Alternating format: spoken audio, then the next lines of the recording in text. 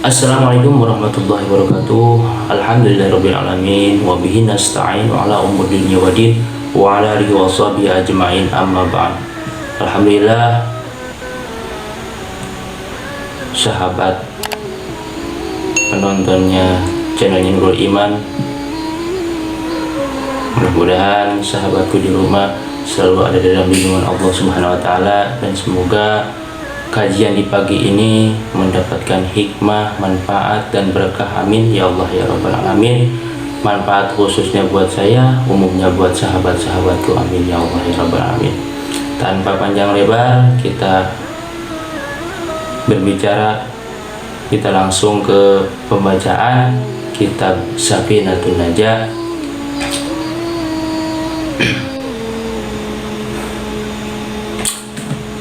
Pembahasan ini masih berlanjut dari bab yang sebelumnya. Kemarin kan nyampai ke 5, sekarang yang ke-6. A'udzubillahi minasyaitonir rajim. Bismillahirrahmanirrahim. Qala musannifu rahimallahu ta'ala wa nafa'ana amin ya rabbal alamin. A'udzubillahi minasyaitonir rajim. Bismillahirrahmanirrahim. Wasadis wal mutai kang kaping 6 muta al-alimu iku al-alimu. Wasadis wal mutai kang kaping 6 iku al-alimu ngina waruhi bi parodiyatihi kalawan parodone wudu ai bi kauni kullin tegese kalawan ono ni saban-saban sawiji minal wudu isaking wudu wal kusidadus iku parodon farodu wa huwa lan utai pardo iku ma barang kang yusabu dan ganjar sapa wong ala fa'lihi atase midamel hemma wa yu'aqabu lan den siksa sapa wong ala tarkihi atase ninggalkeun himma li anna jahila karena satuhune wong jahil bi parodiyati kalawan parodone wudu iku goir mutamakinin orang netepakan bin minajat misaking mesti bin niati kalawan niat pala taseho maka ora sah miman saking wong pala tasihu maka ora sah opo niat miman saking wong jahila kang jahil sapa siman bi pardiyatahu ing pardune wudu. Yang keenam, kita harus tahu pardunya wudu dan adus. Harus tahu pardunya wudu dan adus, bahwa adus itu pardu, bahwa wudu itu pardu. Apa yang dimaksud dengan pardu? Yang disebutkan dengan pardu di sini yaitu wahwa ma yusabu ala fa'lihi wa yu'aqabu ala tarkihi. Perkara yang dikerjakan oleh seseorang mendapatkan pahala, kalau tidak dikerjakan, kalau ditinggalkan mendapatkan siksa, kata para ulama di sini. Itu takrifnya, itu namanya fardu. Harus dilaksanakan, wudu harus dilaksanakan selama tidak darurat. Kecuali darurat seperti nggak ada air, silahkan, beda lagi itu urusannya. Maksudnya ini wajib adus, wajib pardu, wajib wudu. Syaratnya sesuci itu yang keenam, yaitu harus mengetahui wajibnya adus, wajibnya wudu. Kenapa? Karena sebenarnya orang yang bodoh, maksudnya bodoh di sini bodoh yang sengaja. Banyak orang yang berilmu, banyak ulama, banyak kiai, banyak ustadz di pesisian pedesaan, kecuali zaman dulu masih langka yang namanya kiai, ustadz, masih pada jauh, makanya ada hadisnya tolabul ilmi walau bisin, carilah ilmu walaupun ke negeri Cina. Itu kan jadi motivasi buat kita supaya saking wajibnya mencari ilmu, walaupun jauh kita harus dikejar. Maksud bodoh di sini bagi orang yang pintar tapi nggak mau belajar ilmu agama, berarti itu bodoh disengaja. Nah, bagi orang yang bodoh ilmu agama, itu niatnya itu tidak pasti di dalam hati, gak tahu pakai niat, gak tahu enggak. Bagi orang yang bodoh, gak tahu misalkan kalau membasuh muka ketika wudhu kan niatnya itu harus muktaronan bifi'lihi, harus dibarengi dengan pekerjaan, seperti nawai rofil hadasil asgorida, seperti itu. Ini malah sebelumnya niatnya atau sesudahnya, sah nggak? Enggak sah. Makanya seperti itu juga adus juga seperti itu, muktaronan bimilhi nawaitu kusra di rofil hadasil akbari, pas nyampai ke kepala muktaronan bimilhi itu, nah air juga harus nyampai ke kepala, mau ke kepala, mau badan, mau kaki, terserah. Keterangan yang sebelumnya saya jelaskan. Jadi orang yang bodoh karena ilmu itu tidak pasti niat di dalam hatinya itu, nggak yakin, nggak tahu pakai niat, nggak tahu enggak. Nah di sini pala tasihu sahabat, nggak sah orang yang bodoh karena ilmu disengaja, bukan bodoh banget gitu. Ini bodohnya bodoh disengaja, banyak ustaz, banyak kiai tapi nggak mau mencari ilmu. Pala tasihu, maka orang sah, nggak sah bagi orang yang bodoh wudunya, adusnya karena niatnya enggak pasti, gak tahu pakai niat, gak tahu enggak. Makanya harus mencari ilmu. Thalabul ilmi fardhatun ala kulli muslimin wal muslimatin. Wasabiran utai kang kaping 7 iku ala ya'taqida yen ta nekadaken. Iku ala ya'taqida yen ta aja nekadaken sapa si wong pardon ing pardu min burudihi saking piro-piro pardune wudu. Ai burudi kulin tegese piro-piro pardune saban-saban sawiji min huma saking wudu lan ados. Sunatan ing sunnah sawauni takoda iku pada uga ono nekadaken sapa wong anna afalahu satuhune piro-piro pada malana ieu kulin kullaha tegese sakabehane afal iku furudun piro-piro padu awi takoda nekadaken sapa wong anna fihi satuhune satuhune ing dalem kulin opo pardon ono ne pardu wa sunnatan lan ono ne sunnah wa ilam yumayyiz dan sanajan orang ambedakeun sapa kulin ahaduhuma sasawijina ieu pardon sasawijina pardu dan sunnah al akhari ngatasé kamu weneh wahada anu teu ikira sauni teu koda fi haqqil ami iku tetep ing dalam haknya wong kang bodoh. Yang ketujuh, syaratnya suci itu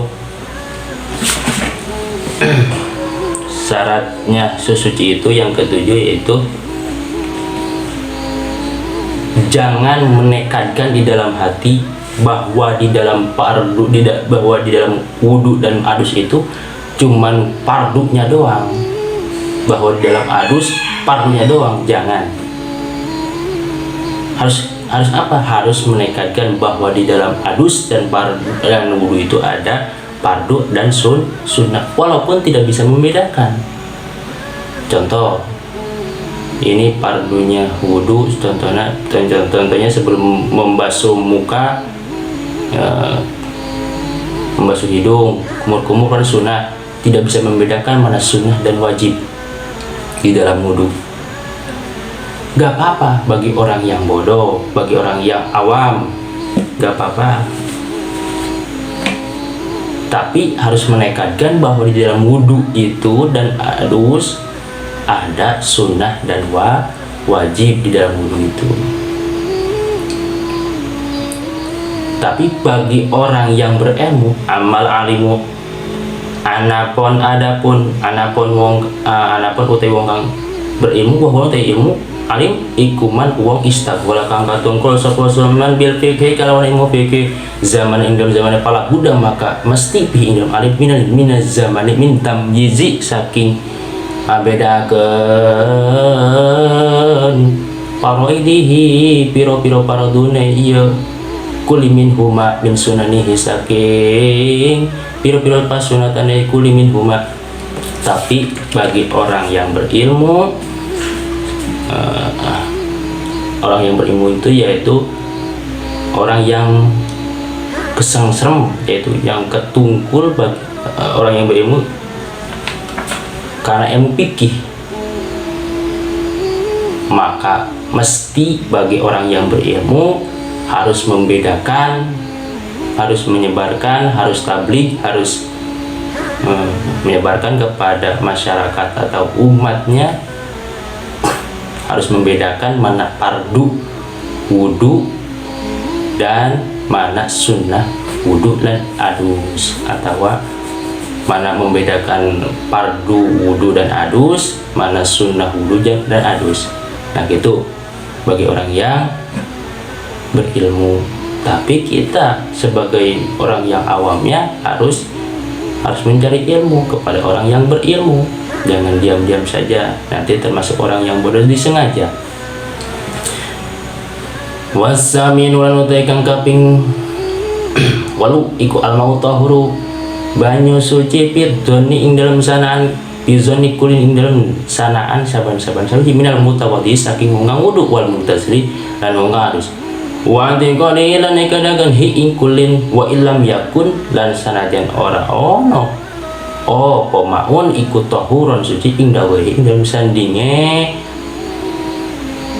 liyane kulin kamala wistabaha kaya oleh wisma padani opo atau huru banyu suci bil mutanajisi kalawan banyu mutanajis min ina aini saking rong wadah wako anantumi ba bi ahadihi ma ing dalam sasijine ina ain la bi ainihi ora kalawan ayane iya ahadihi ma najasatun opo najasatun najis fazonna makanya na sapa kulo syahsin saban-saban sawiji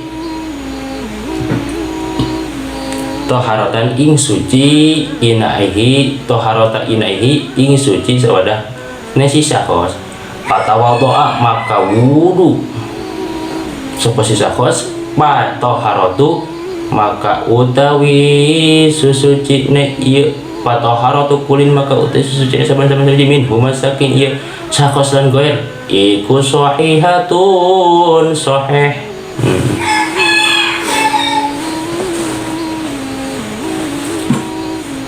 Yang kedelapan yaitu syaratnya sesuci itu harus airnya itu harus suci, jangan najis. Nah, misalkan ini kita ada yang seliru nih, ada di sini ada dua wadah itu yang satu kena najis, yang satu suci. Di sini misalkan tidak tahu nih mana yang suci, mana yang najis, samar di dalam dua wadah ini. Nah, kita harus meyakinkan kepada wadah tersebut. Misalkan di sebelah kanan ini yakin nih sebelah kanan airnya suci. Nah, di dalam hati kita sudah yakin, maka air itu menjadi suci. Makanya kita harus yakin, benar-benar yakin bahwa air tersebut itu suci. Di belah kanan itu suci, di belah kiri najis. Kan ini kata orang itu airnya yang satu kena najis. Nah, kemudian orang tersebut pergi, yang belah mana? Misalkan kata kita gak tahu nih air tersebut, sedangkan ada dua wadah. Nah, kita yakinkan bahwa yang satu ini suci dalam hati, menjadi suci ya boleh di pakai wudhu sah. Karena kenapa? Ada keyakinan di dalam hati kita.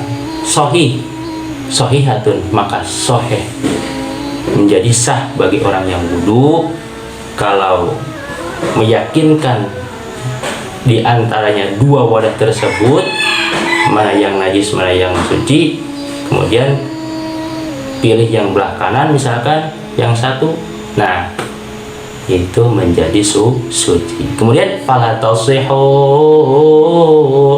maka orang fala yasihu, maka ora sah apa al-wudu wal ghusl lan adus bil musta'malati, kalawan banyak musta'mal atau bekas makai, wa mutagayyirin lan banyu berubah kang berubah, tagayyurun kalawan berubah namun kasirna akeh. Dan tidak sah wudu dan adus memakai air yang bekas wudu, bekas adus, nggak boleh dipakai wudu dan adus kecuali airnya banyak, seperti di kolam, seperti apa lagi, di empang kata bahasa Sunda, nggak apa-apa karena itu airnya banyak. Misalkan ini bekas wudhu orang kan di pesantren itu suka ada kolam atau kulah, dinamakan kulah. Nah itu kan banyak orang yang wudhu, kemudian kita pakai wudhu lagi pakai air itu, sah nggak? Sah, karena itu airnya banyak, asalkan airnya jangan berubah. 3 rasa ambe, nah itu, dan warna.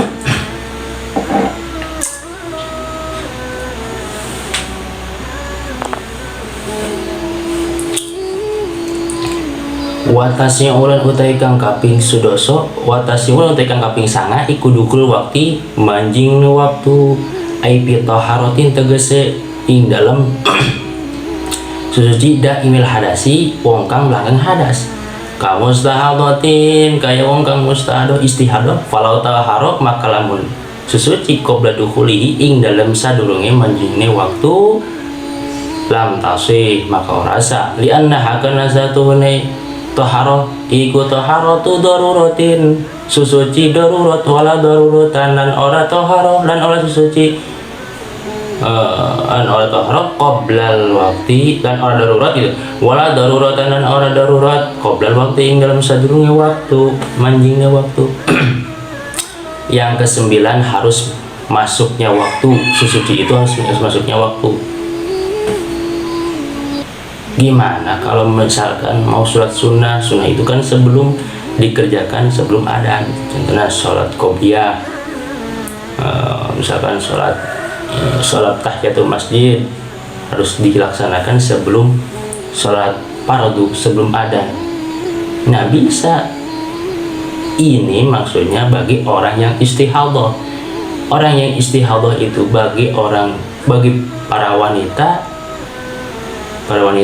yang suka istihadhah itu sesudah haid, kemudian waktunya itu selama 15 hari.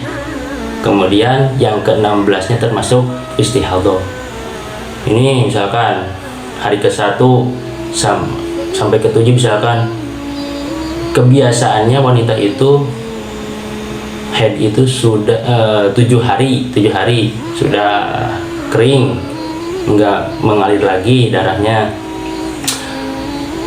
Ini malah melebihi 7 hari, 10 hari masih masih, kemudian 15 hari masih. Nah kalau ke-16 hari masih mengalir air tersebut, darah tersebut, nah itu dinamakan darah istihadhah. Wajib sholat wajib puasa wajib. Nah sholatnya bagi orang yang istihadhah itu ada tata caranya. Jangan wudhu sebelum adzan, harus pas adzan atau sudah adzan langsung wudhu. Jangan wudhu dulu, bersih dulu, bersih pakai air ya, kemaluannya maaf, kemudian perempuannya dibersihkan dulu. Kemudian pakai kapas supaya enggak ngalir airnya, atau kalau nggak ada kapas pakai lap, kalau nggak ada lap pakai semen juga bisa. Nah, ini kenapa? Menjaga mengalirnya darah ke celana. Harus ditahan pakai kain. Bagi orang yang istihadah. Nah, sudah itu kemudian wudhu. Pas ada nih, langsung membersihkan di kemaluannya, dikasih kain atau pampers atau softtek ya, sekarang sudah modern softtek. Nah, itu menjaga mengalirnya darah ke celana. Kemudian wudhu, langsung sholat, jangan dinanti-nantikan lagi, harus langsung sholat. Gimana nih, masih seperti misalkan kalau laki-laki sama saja yang beser ya, laki-laki beser, punya penyakit beser,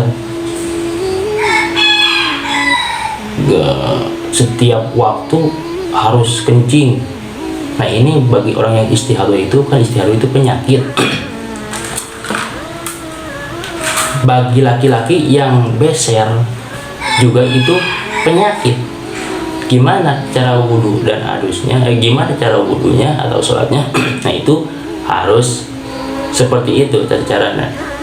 Sesudah adzan kemudian wudhu, kemudian langsung berjamaah. Bisa berjamaah bisa.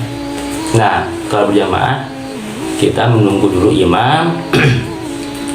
Kira-kira misalkan ya, imam itu ada sesudah adzan jangka 5 menit. Nah, kita harus wudhu di jangka sebelum 5 menit atau di jangka 2 menit, misalkan 2 menit sebelum imam datang kita harus suci supaya tidak lama lagi di masjid nunggunya. Gitu, paham?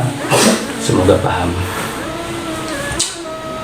Yang ke-10, wal asyiru lan utaikan kaping 10 iku amwalatu nuli ai bainal a'dha'i tegese ing dalam antarane anggota, wal mualatu lan nuli bainal ajza'i ing dalam antarane juz al wudu, bainal ajza'il wudu ing dalam antarane juz wudu al wahidi kang sedikit lidah imul hadasi maring wong kang langgeng hadas wahadal kaidu lan utawi ikilah kaid lidah imul hadas iku rodiun balik ihatainil mas'alati maring 2 masalah kama kaya barang kang alim tak wisina uruhi siro ingma. Yang ke-10 harus terus menerus, maksud terus menerus itu kita jangan dijangka lagi, harus sholat wudhu itu harus terus menerus, jangan sekali. Misalkan ini bagi perempuan ya, misalnya bagi perempuan istiadoh, jangan dilama-lamakan lagi. Sesudah wudhu langsung sholat. Misalkan pengen sholat ba'diyah nih, kan itu sudah sholat fardu kemudian melaksanakan sholat sunnah ba'diyah, enggak lama ini, enggak dijangka, enggak ada waktu yang panjang lagi, kemudian langsung sholat ba'diyah. Nah, itu enggak usah wudhu lagi. Maksud di sini terus menerus itu kalau jangkanya panjang, seperti sholat fardu subuh ke sholat fardu zuhur. Nah, itu harus wudhu lagi. Misalkan kita gak batal nih, menjaga wudhu gak batal, nah itu harus wudhu lagi. Kenapa? Itu bagi orang yang istihadah penyakit. Kemudian misalkan ini ya, orang yang istihadah nggak batal wudhunya di waktu malam, kemudian habis sholat isya terus wirid sampai subuh misalkan. Waktunya tahajud enggak sesuci lagi, enggak basuh parjinya lagi misalkan, atau salat subuh langsung enggak wudhu lagi karena enggak batal, menjaga wudhunya sendiri misalkan gitu. Sah enggak? Ya enggak sah. Karena kenapa? Orang yang istihadah itu darahnya, wudhunya itu wudhu darurat, harus terus menerus wudhunya itu. Misalkan yes, habis sholat isya nggak batal, tetap harus. Misalkan mau sholat tahajud harus wudhu lagi. Misalkan harus sholat isya harus wudhu lagi. Gitu. Mudah-mudahan bermanfaat kajian di pagi ini. Akhirul kalam. Wabillahi taufiq wal hidayah. Wassalamualaikum warahmatullahi wabarakatuh. Faslun wallahu a'lam bishawab.